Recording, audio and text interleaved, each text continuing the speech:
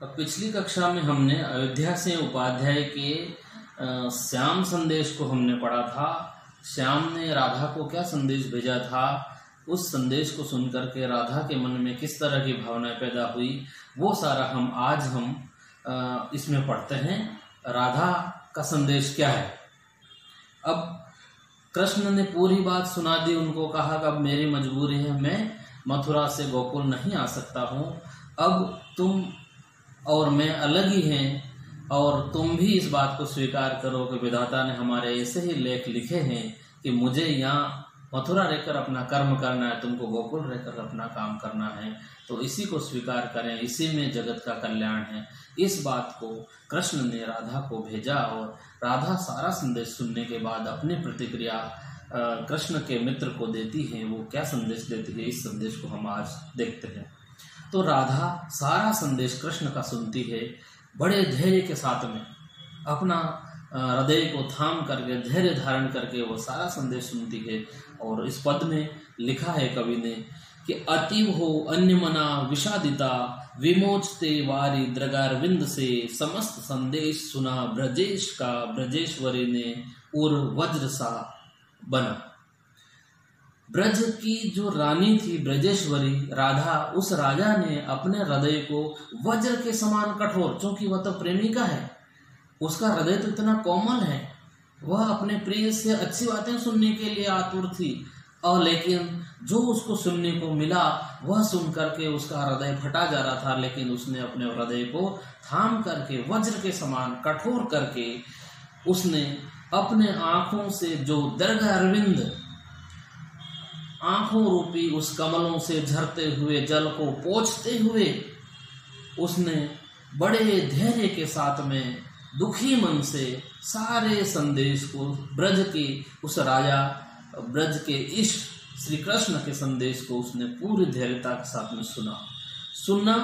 और उन्होंने अति शांत भाव से कभी बहा अश्रु, कभी सधीरता, कही 100 बातें बलभीर बंधु से दिखा कल चित्रोचित चित्त उच्चता।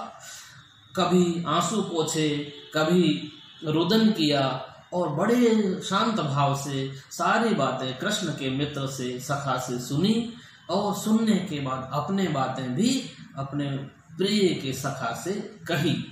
और किस तरह से उस समय के काल की अनुकूलता को देखते हुए उन्होंने अपने बात भी उस समय की श्रेष्ठता को देखते हुए कही।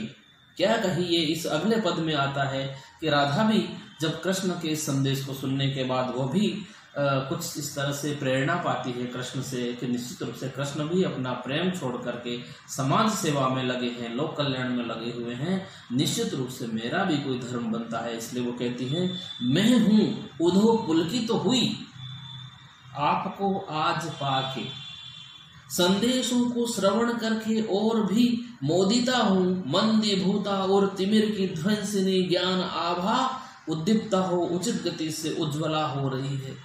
वह कहती है, राधा कहती है, हे उद्धव, तुमको आज पा करके मैं अत्यधिक प्रसन्न चित्त हुई हूँ, मुझे अत्यधिक आनंद हुआ है, और साथ में आपने इतने मधुर संदेश मेरे प्रिय के दिए हैं, उन संदेशों को सुन करके तो मैं अत्यधिक आनंदित हुई हूँ। और जो अभी तक बिना संदेश, बिना सूचना के मेरे प्रिय की क्या दशा है, कैसे होंगे, कहाँ होंगे, इस तरह की सोच करके मैं एकदम प्राणहीन सी हो गई थी, एकदम मंदीभूता ने प्राणहीन। और ऐसी दशा में तुमने आकर के मुझे ऐसे मेरे प्रिय के संदेशों को सुनाया है। उन संदेशों को सुन करके मेरे इस हृदय के उस अंधेरे में, निराशात्मकता में एकदम तुमने प्रकाश पुंज डाल दिया है संदेशों रूपी, और सारे ज्ञान ध्वंसिनी ने सारे अंधेरे को ध्वंस करते हुए पूरा नए ज्ञान का उदय मेरे हृदय में हुआ है। और यह जो उद्दीप्त हुआ है तुम्हारे द्वारा दिए हुए संदेशों से, जो ज्ञान उद्दीप्त हुआ है, वह उचित गति से मेरे हृदय को और उस निराशा से प्रेरणा की तरफ ला रहा है। और निश्चित रूप से उनके संदेशों से मैं प्रेरणा लेकर के अच्छा सोच रही हूँ। जगत कल्याण के लिए प्रेरित हो रही हूँ। और यह संदेश उनको देती है। और आगे और वह कृष्ण को संदेश देती हुई कहती हैं कि मेरे प्यारे पुरुष पृथ्वी रत्न और शांतधि हैं, संदेशों में तदपि उनकी वेदना वंजिता है। मैं नारी हूँ, तरल उर हूँ, प्यार से वंचिता हूँ, जो होती हूँ विकल विमना व्यस्त वैचित्र क्या है। वह कहती हैं कि मैं तो नारी हूँ, सरल हृदय हूँ, यदि मैं दुखी होती हूँ तो कोई आश्चर्य की बात नहीं है, लेकिन पृथ्वी रत्न है ऐसे जो पुरुष हैं, पुरुष चूंकि कठोर माने जाते हैं, इसके बावजूद भी उनके संदेशों में, मेरे प्रिय के संदेशों में उनकी जो पीड़ा है वो व्यंजित हो रही है, उनका दुख प्रकट हो रहा है। तो निश्चित रूप से जबकि वो पृथ्वी रत्न है और धैर्य के प्रतीक हैं, बावजूद भी उनकी वेदना प्रकट हो गई है।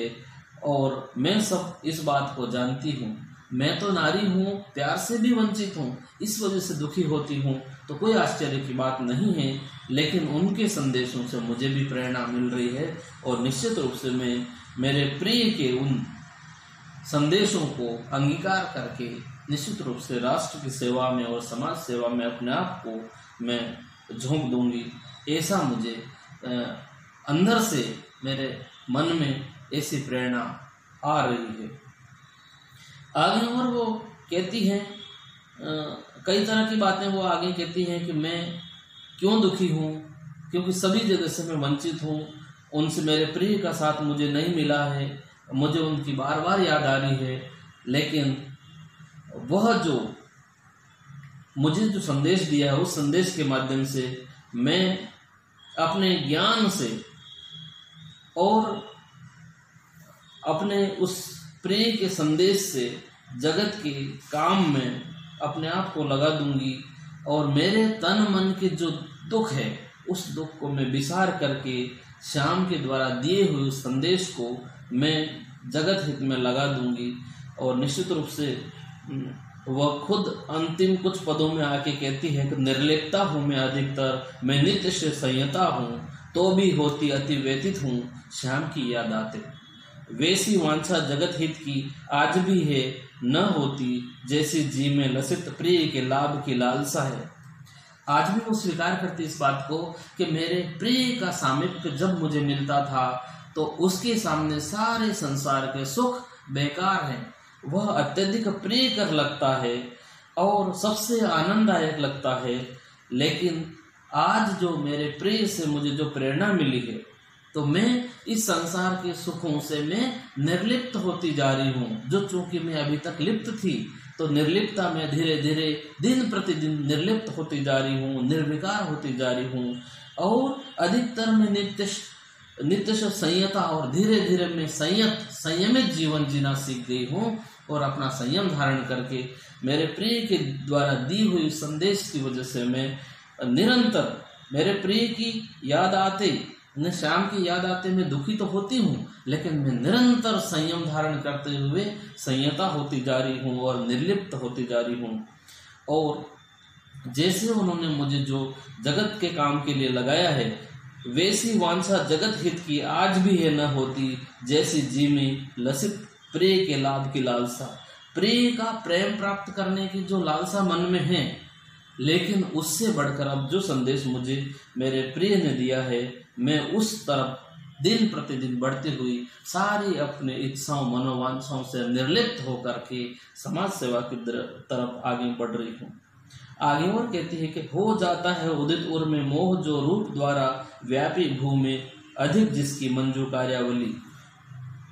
जो प्राय है प्रसव करता मुग्धता मानसों में, जो है क्रीड़ा उन्हें चित्त की भ्रांति उद्विग्नता का। क्योंकि यह प्रेम और यही चीजें हैं, जो मोह है, यही संसार को अपने रूप जाल में फंसा करके व्यक्ति को कर्तव्य पथ से विमुख कर देता है। और सारी परेशानियों का जो मूल कारण है वह इस मोह ही है। इस मोह से वह धीरे धीरे अलग हो रही है।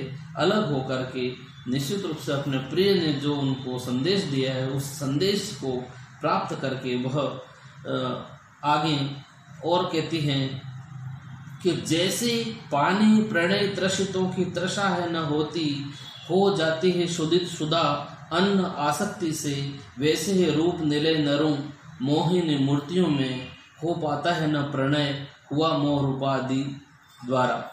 तो जो खाली पानी और जो जैसे पानी है, प्रणय त्रसितों की तृषा न होती, पानी भी जो प्यासे लोगों को, प्रेम के प्यासों को, उनकी प्यास पानी नहीं बुझा सकता है।